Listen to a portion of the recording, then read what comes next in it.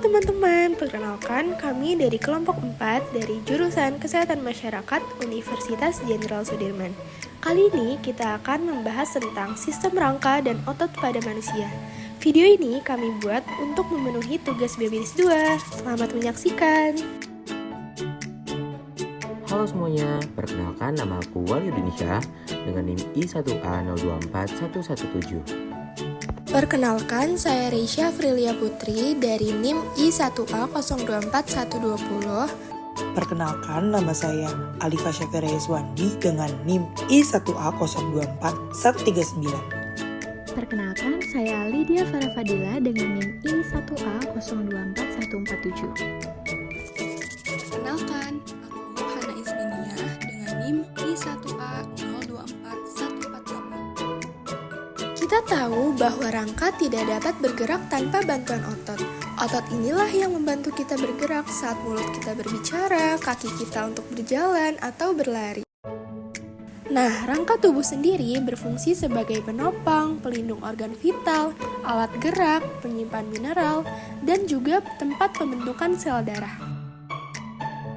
Tulang diklasifikasikan menjadi 4, yaitu yang pertama, panjang seperti femur, pendek seperti pergelangan tangan, pipih seperti tulang rusuk, dan tidak beraturan seperti tulang belakang.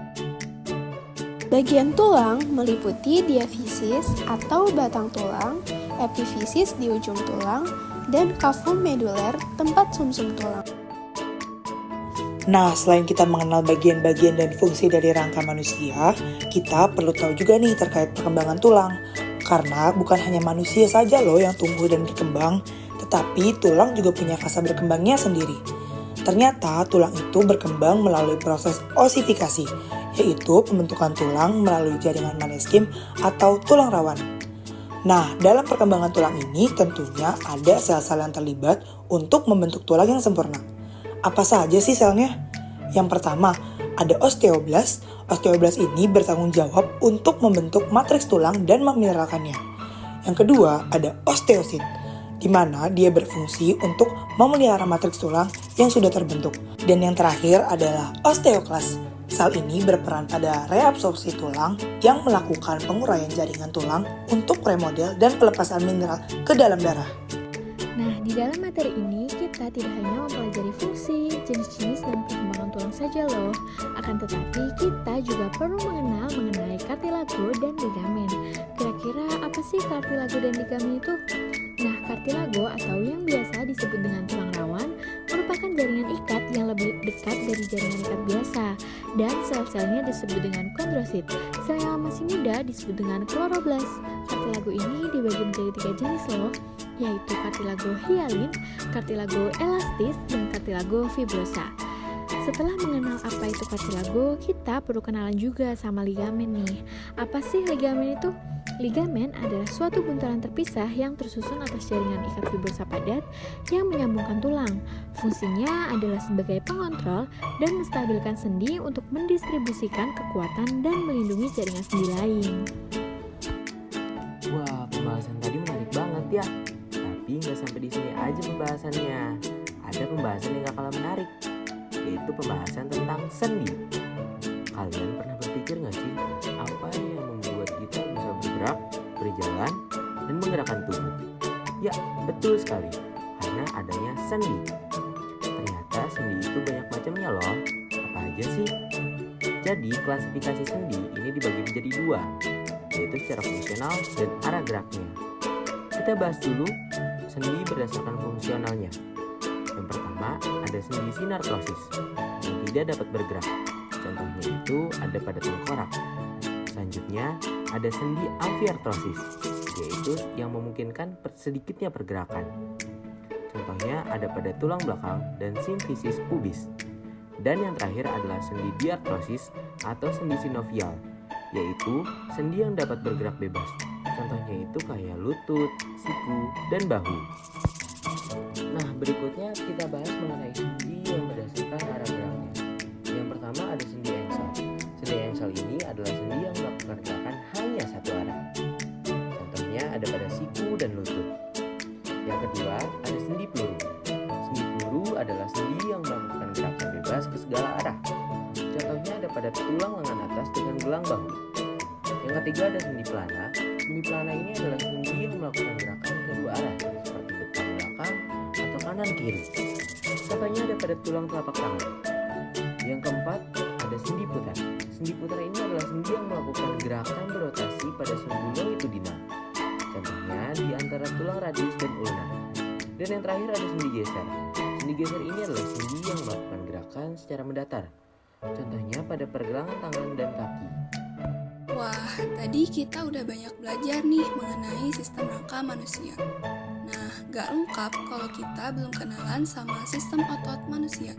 Sekarang, yuk kenalan sama sistem otot manusia. Di dalam tubuh kita terdapat 3 jenis otot.